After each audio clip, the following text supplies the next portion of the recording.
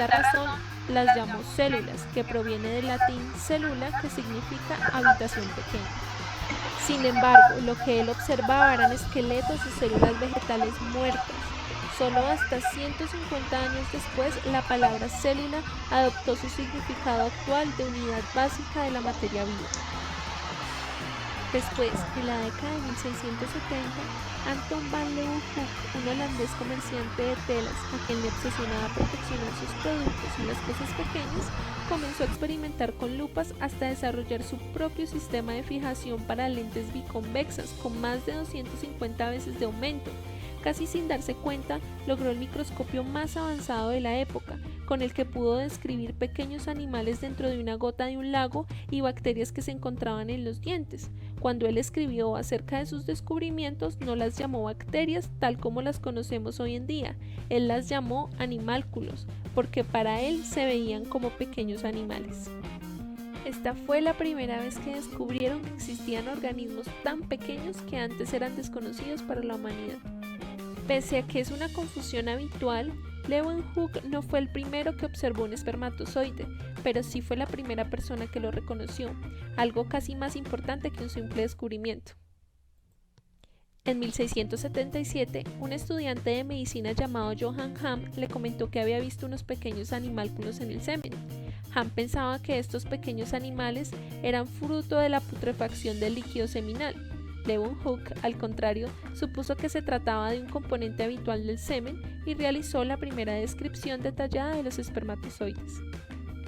No solo eso, en aquella época los expertos creían que la fecundación ocurría gracias a ciertos vapores que emanaban del esperma. Él fue la primera persona que propuso que los espermatozoides entraban dentro de los óvulos, aunque lamentablemente nunca pudo observar el proceso. Casi 200 años después, en 1824, René Dutrochet fue el primero en establecer que la célula era la unidad básica de la estructura, es decir, que todos los organismos estaban formados por células. Para 1838, dos científicos alemanes descubrieron algo que hoy en día podemos encontrar bastante obvio, lo que hoy conocemos como la teoría celular. El primer científico fue Matthias Schleiden, un botánico que durante muchos años estudió diferentes especies de plantas bajo el microscopio. Llegó a la conclusión de que todos los tejidos vegetales estaban formados por unidades a las que llamó células, obviamente haciendo referencia a Hooke.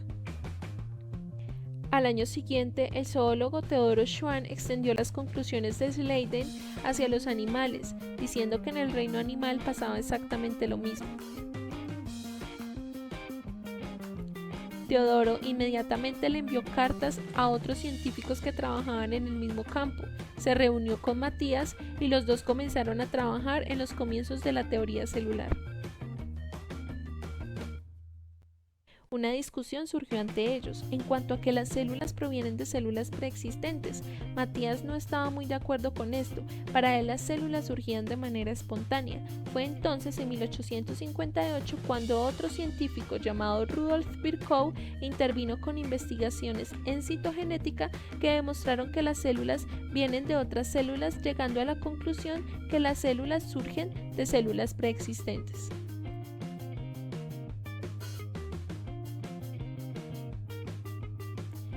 Por lo tanto, a partir de todo esto, la teoría celular, tal como se considera hoy, puede resumirse en 4 posiciones. Primero, absolutamente todos los seres vivos están compuestos por células o por segregaciones de las mismas. Los organismos pueden ser de una célula, unicelulares, o de varias células, pluricelulares. Es decir, que la célula es la unidad estructural de la materia viva y una célula puede ser suficiente para construir un organismo. Segundo, absolutamente todas las funciones vitales giran en torno a las células o su contacto inmediato. La célula es la unidad funcional de la vida. Cada célula es un sistema abierto que intercambia materia y energía con su medio. Tercero, todos los seres vivos se originan a través de las células. Las células no surgen de manera espontánea, sino que proceden de otras anteriores.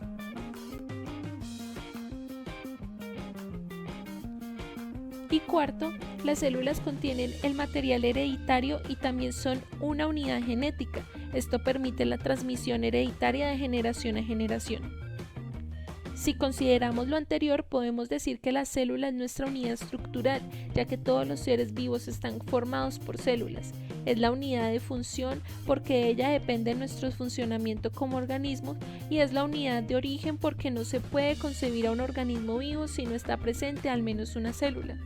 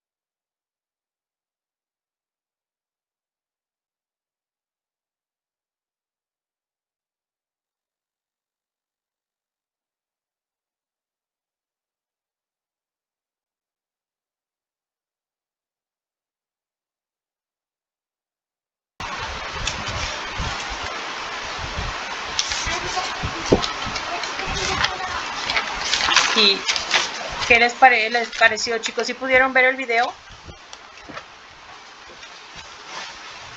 Sí, maestra. Ah, qué bueno. Bueno, vamos a la introducción al tema de ahora, que es la célula y su metabolismo. Empezamos por la teoría celular. Bueno, pues vamos a empezar en la introducción. La tenemos, bueno, aquí les paso una imagen de una célula con todos sus órganos internos que tienen. Bueno, vamos a ver lo que es la introducción. Es la evolución de las primeras células, ¿verdad? Que condujo a una enorme diversidad de organismos que, bien si están formados por los mismos elementos que constituyen la materia orgánica, difieren en su organización. La forma de organización que unifica a todos los seres vivos es la célula, que es la unidad estructural y funcional básica de la materia.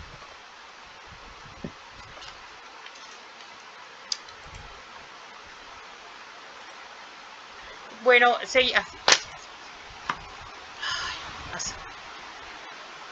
bueno, vemos la definición de la citología, que bueno, ¿por qué se los pongo? Porque está relacionado al tema, que es la disciplina biológica que estudia la célula. Ha demostrado que todos los organismos unicelulares como multicelulares disponen de la misma maquinaria para bioquímica, para realizar sus funciones metabólicas.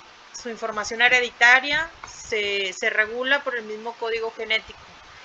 En las últimas décadas han tenido un avance importante gracias a los adelantos del microscopio. Sí, las células son de diversos tamaños y formas, representan la unidad funcional de los organismos vivos, porque en ellas se lleva a cabo las actividades fundamentales de la vida. Son sistemas abiertos porque se intercambian con su medio externo, materia y energía. Hay transformaciones energéticas de donde obtienen energía para realizar diferentes actividades como trabajo mecánico, trabajo de concentración, trabajo químico, y almacenan información genética. Y dentro de las células pues hay dos tipos: la célula procariota o procariota, perdón.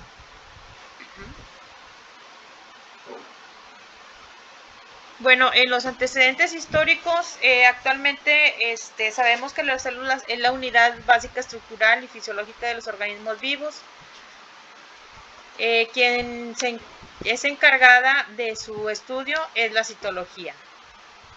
El estudio de las células se pudo lograr por el descubrimiento de los lentes de aumento a principios del siglo XVII, que posteriormente se perfeccionaron para dar origen al microscopio.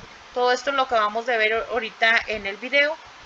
Y bueno, pues están algunos pues científicos, investigadores, por ejemplo, Marcelo Malpi, 1628-1694 realizó los primeros estudios microscópicos de embriones de vegetales y animales.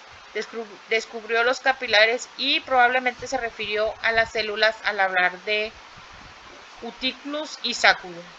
Roberto Hooke, 1635 a 1703.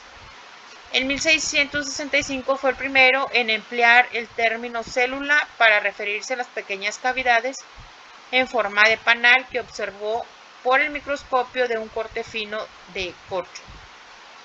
En 1674, Anton van Leeuwenhoek, 1632 a 1723, con un microscopio de 270 aumentos, pudo observar bacterias, protozoarios, así como eritrocitos y espermatozoides. En 1839, por Jones, Purkinje, en 1787 y 1869, introdujo el término protoplasma para designar el material contenido en la célula. Actualmente los conocimientos sobre la estructura y fisiología celulares se han desarrollado en forma extraordinaria. Esto ha permitido aclarar que los compuestos de la materia viva forman un sistema complejo de partes heterogéneas. El término de protoplasma es utilizado en sentido físico o químico, pero más al referirse a toda la organización que constituye a una célula y no solo a su contenido.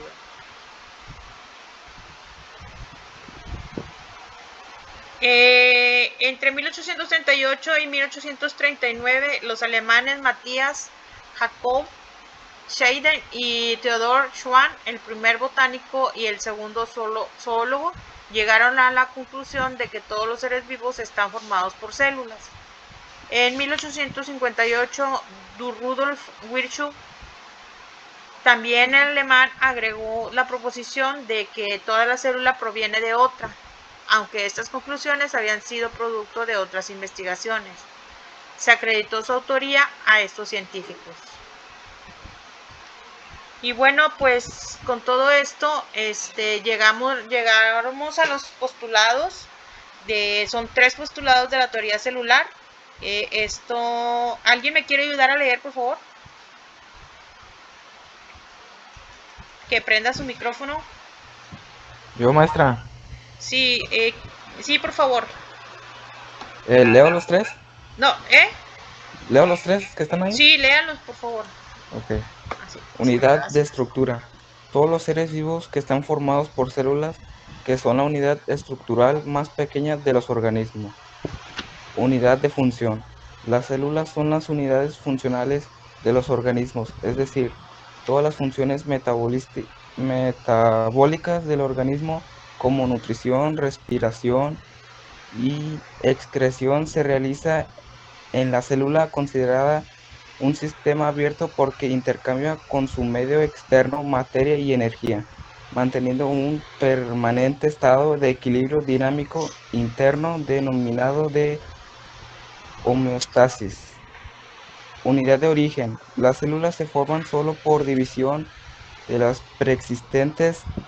Este postulado identifica a la célula como la unidad básica de multiplicación. Ok, bueno, muchas gracias. Esos son los postulados de la teoría celular a los cuales se llegaron.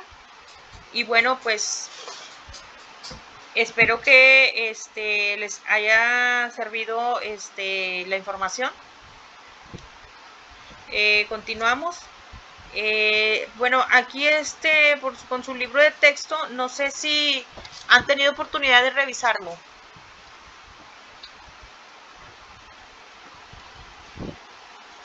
Aquí vienen algún cuadro sinóptico, las teorías sobre la vida, sobre el origen de la vida, pues ahí viene bastante material. En realidad, lo que les acabo de decir casi es lo básico, pero bueno, pues ahí tienen la síntesis abiótica, panspermia, hipótesis hipotermal, teoría sobre el origen del universo, el origen de la Tierra, teoría de la síntesis abiótica, modelos precelulares, evolución de las primeras formas vivientes.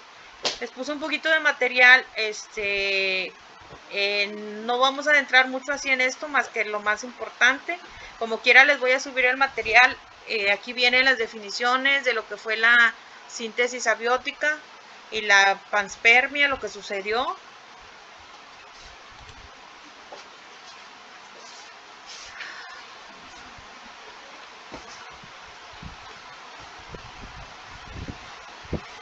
Bueno, y también viene otra teoría de la misma hipótesis hidrotermal. Luego, bueno, pues también viene lo de teoría sobre el origen de la Tierra, ¿sí? Que es la evolución de compuestos químicos. Los gases que dieron origen a la primitiva atmósfera de la Tierra eran principalmente nitrógeno, monóxido de carbono, fósforo.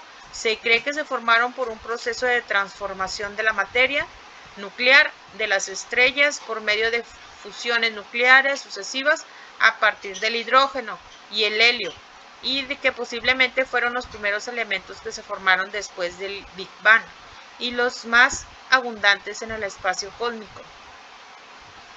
¿Sí? Todavía aquí tenemos algunas concepciones actuales sobre el origen de la vida, con Alexander Oparin en 1924 y John Haldane, bioquímico y genetista inglés, en 1928, propusieron por separado la teoría que explica el origen y evolución de las primeras células a partir de la materia orgánica del medio acuático, producto de síntesis abiótica de los compuestos presentes en la atmósfera secundaria y de la Tierra por acción de diversas fuentes de energía.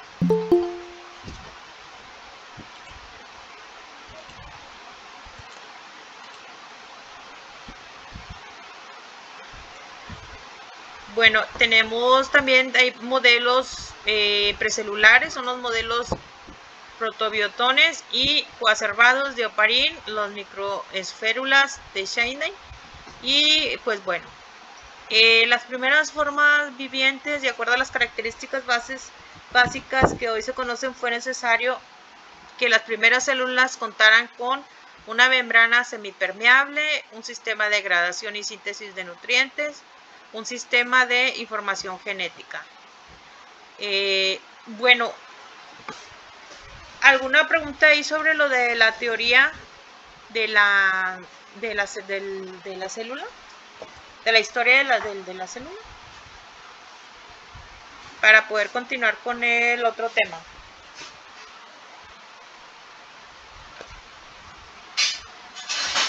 Ok. Bueno, les voy a poner otro video de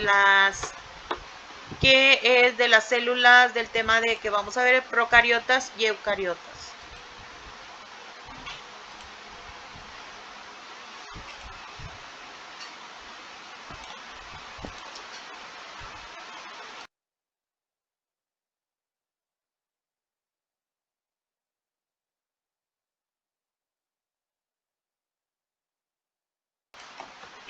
Apágale.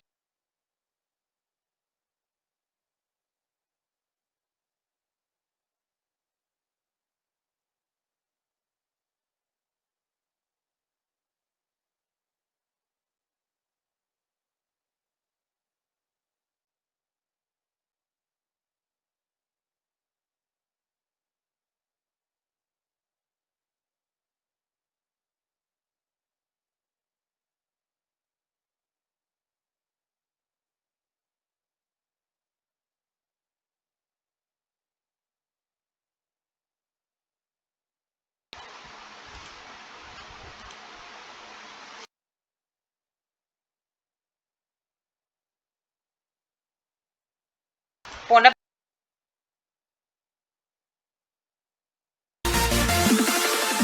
La célula es la unidad fundamental y estructural de los seres vivos. Todos los seres vivos estamos formados por células, y al hablar de células existen dos tipos, procariotas y eucariotas. Las principales características son: las células procariotas son las células más primitivas, ya que los primeros seres vivos que existieron en el planeta estaban compuestas por este tipo de célula. Son muy simples y pequeñas, con un tamaño aproximado entre 1 a 10 micras. Su característica principal es que no tienen organelos y por lo tanto no tienen núcleo. y el ADN se encuentra disperso por todo el interior de la célula y es de forma circular. Este tipo de células se encuentran en organismos unicelulares como las bacterias y poseen flagelos muy sencillos, que es como una especie de látigo que le permite impulsarse y moverse.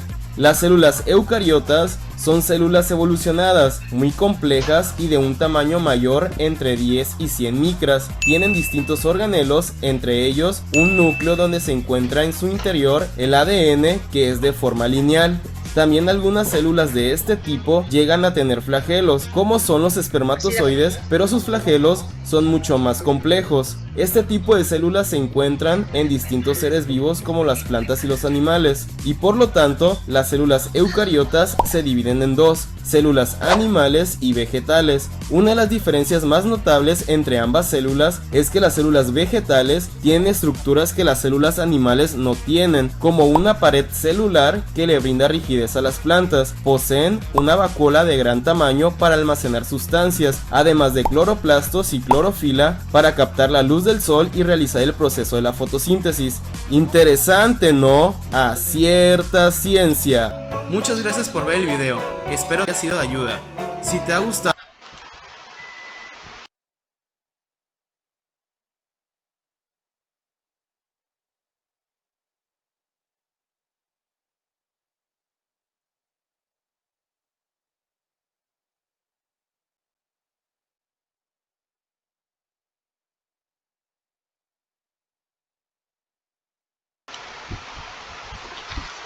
¿Qué les pareció el video, chicos?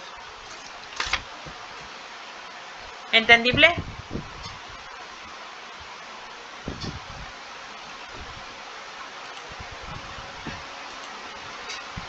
Ok.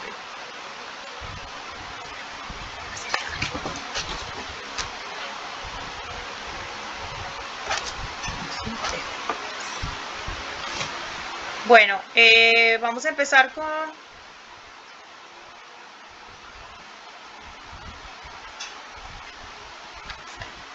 A ver, alguien pregunta ahí qué sigue, qué son las micras. Pues son medidas demasiado pequeñas, o sea, menos que 1 milímetro. O sea, solamente se pueden ver, Fernanda, por medio de un microscopio. Medidas y todo eso. Entonces, a eso se refiere. ¿Ok? Bueno, vamos a empezar con el tema para avanzarle aquí en las células. Las células, como vimos en el video, tipos de células son dos: procariotas y eucariotas, como ya lo vimos. Las procariotas carecen de envoltura nuclear y su ADN se localiza en la región interna llamada nucleoide.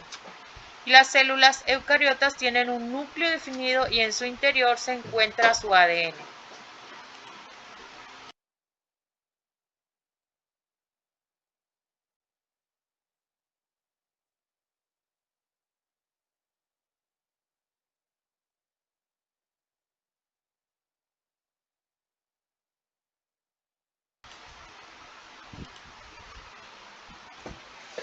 Bueno, aquí les puse una fotografía de una célula procariota o procariótica o procariota. Es lo mismo cuando lo escuchen el término. Es un ejemplo de unas células de una bacteria, ¿sí? Como la ven aquí, no tiene núcleo, y no tiene organelos, así es. Bueno, procariótica o procariota se deriva del pro, que significa antes, y carion, núcleo, por lo tanto quiere decir antes de un núcleo. Por lo tanto quiere decir que antes de un núcleo es precisamente la principal característica de estas células, que no disponen de un núcleo definido. Son procariotas las bacterias. Las arqueobacterias y su material genético se localiza en una molécula en forma circular, como lo acabamos de ver, de ADN ubicada en una región del interior de la célula llamada nucleoide. Además, carece de órganos membranosos que tienen las células eucarióticas. A la membrana plasmática de las procarióticas por lo general la protege una cubierta llamada pared celular, formada principalmente de peptidoglicano, que son nada más y nada menos que polímeros de aminoácidos y carbohidratos. Su material genético se localiza en una molécula de forma circular de ADN ubicada en una región del interior de la célula llamada nucleoide. La pared celular es una membrana plasmática de las procariotas. Por lo general la protege una cubierta formada principalmente de peptidoglicano. Polímeros de aminoácidos y carbohidratos pueden vivir en diferentes tipos de ambiente: en el suelo húmedo, en el desierto, en el aire, en aguas termales, en glaciares, en mares, en distintas paredes del cuerpo, por ejemplo, en la boca, en el intestino y sobre la piel.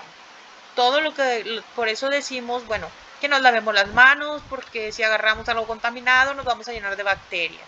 Las bacterias que tenemos en la boca también, cuando comemos y no tenemos higiene, o ahí viven de manera normal, por ejemplo, en el intestino, ahí tenemos bacterias. ¿Okay?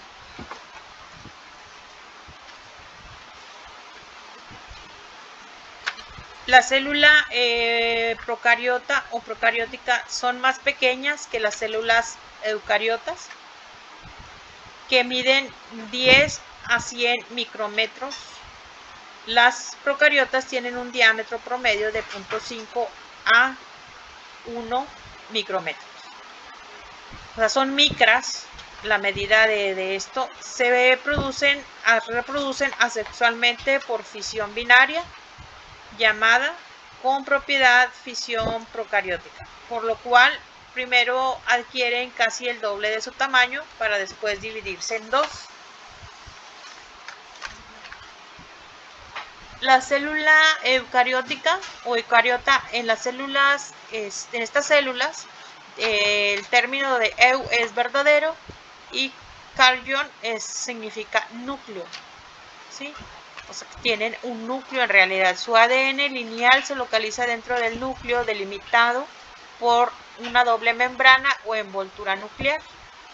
Sus estructuras delimitadas por membranas llamadas organelos, en ellos se llevan a cabo funciones celulares específicas. Por ejemplo, en las mitocondrias se degradan las moléculas de los carbohidratos durante la respiración y obtiene energía en forma de ATP. Las eucarióticas disponen en su citoplasma de un citoesqueleto formado por ciertas proteínas. Bueno, tenemos teorías que proponen la evolución de las células procariotas o eucariotas. Son la endosimbiosis. Las células eucariotas o eucarióticas son aquellas que disponen de un núcleo donde se encuentra su ADN y respiran gracias a las mitocondrias. Según la teoría endosimbiótica, la adquisición de mitocondrias se logró cuando una célula protoeucariota en formación fagocitó una bacteria que empleaba oxígeno para respirar, y de esa asociación llamada simbiosis. En realidad este es un tema, no es muy largo. Yo pienso que con los videos queda un poquito más claro todo esto. Voy a dejar de presentar para poner si tienen alguna duda.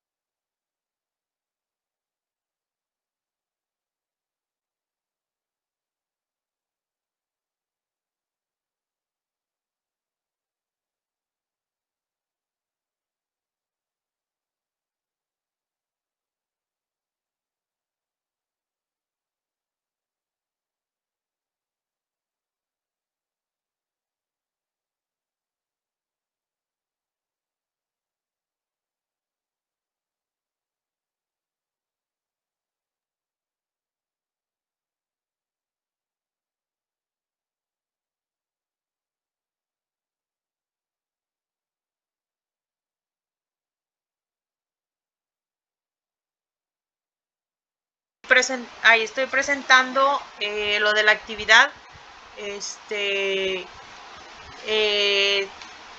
¿Quién me comentaba que tenía dudas? Que pueda prender su micrófono, por favor, que me diga. La señorita Stacy, Joana. Ok. Ok, bueno, entonces vamos a verla. Bueno, pues aquí viene lo que tienen que hacer.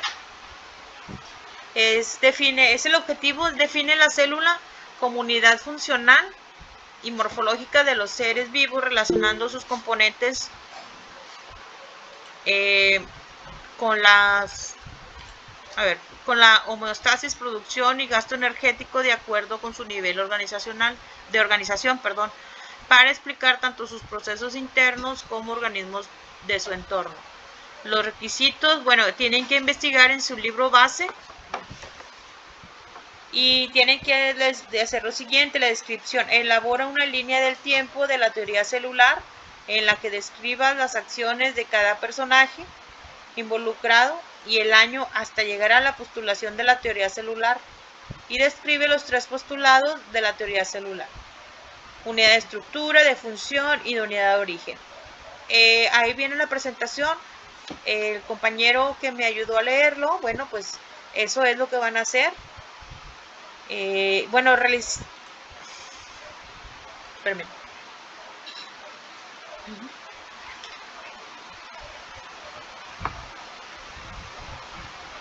Dice, realiza un mapa conceptual sobre los tipos de células eucariotas y procariotas, en donde incluyes la definición de cada tipo de célula y menciones las características de cada una de ellas.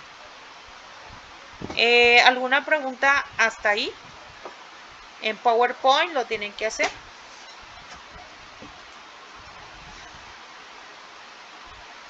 Tiene que tener su portada, su introducción, las conclusiones, la bibliografía, realizarla en formato APA. ¿Sí?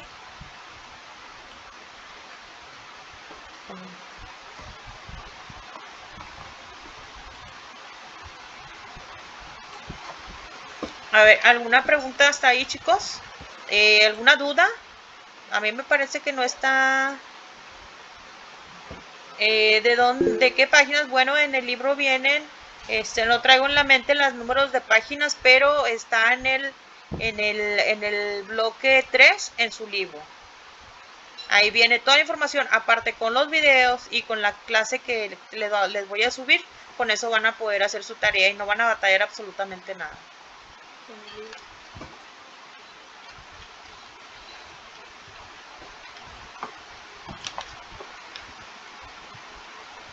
¿Ok? ¿Alguna otra pregunta? Sí, sí, pues yo creo que entre ahora y mañana queda ahí la clase grabadita para subirla y para que no batallen en hacer su tarea.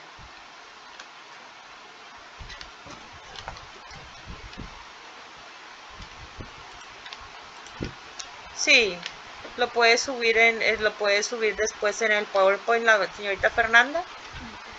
Lo puede hacer en Canva y después en PowerPoint. El chiste es que no batallen para hacer la tarea. ¿Okay?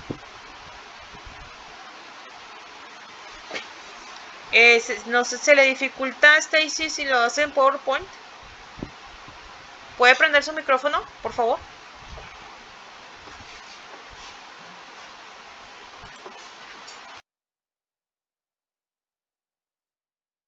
Maestra, solo preguntaba por si lo íbamos a hacer en Word o en PowerPoint. No, ahí está la instrucción. Como se pide la instrucción de la tarea, así debe ser, porque si no, pues vamos a bajar puntos. Por eso está la instrucción de manera escrita y pues así la tienen que entregar.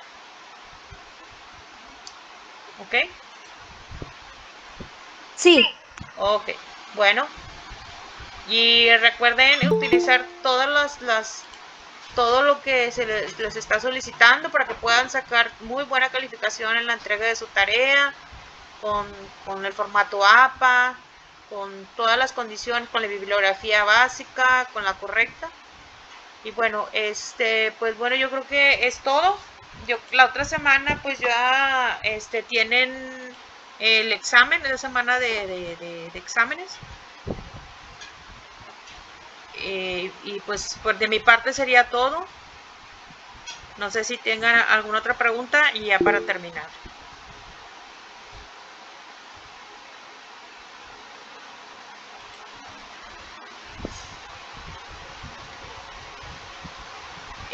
A ver, otra vez, Fernanda. La guía, la instrucción está ahí en la que se acabo de presentar. Para el examen. Bueno, son de los temas que hemos estado revisando y pues voy a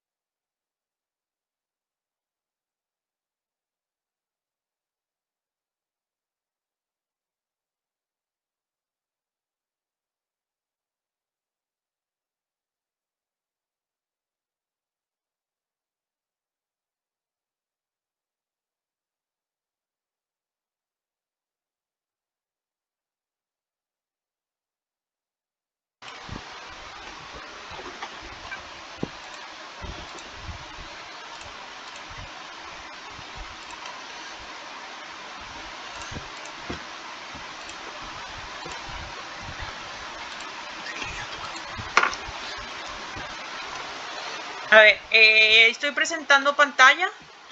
¿La pueden observar?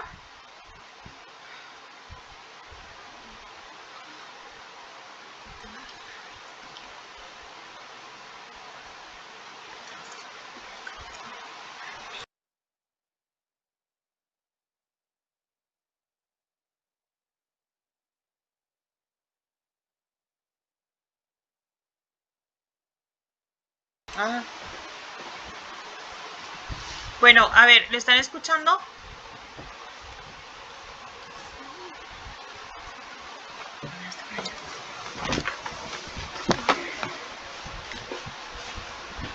Todo el tiempo te estuvieron escuchando.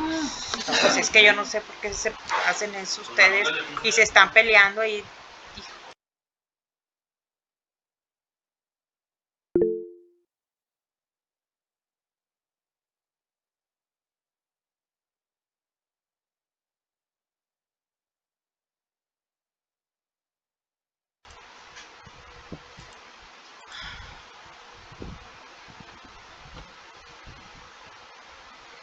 Bueno, les voy a leer aquí lo del examen. El examen parcial estará disponible del 17 de octubre al 24 de octubre.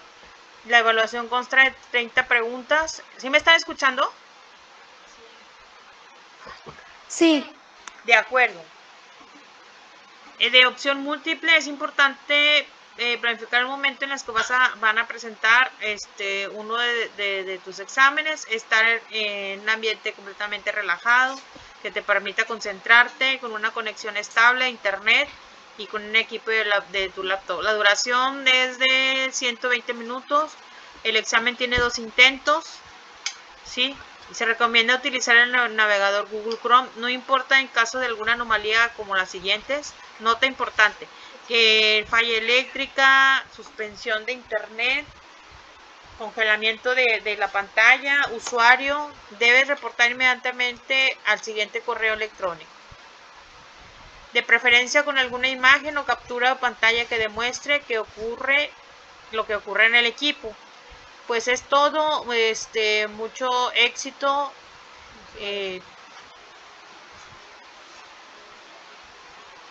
Y pues es todo, chicos. Los temas ahí los vamos a estar, ahí los voy a subir último para que puedan realizar su examen. y con los videos que tienen de apoyo, y con eso ya terminamos.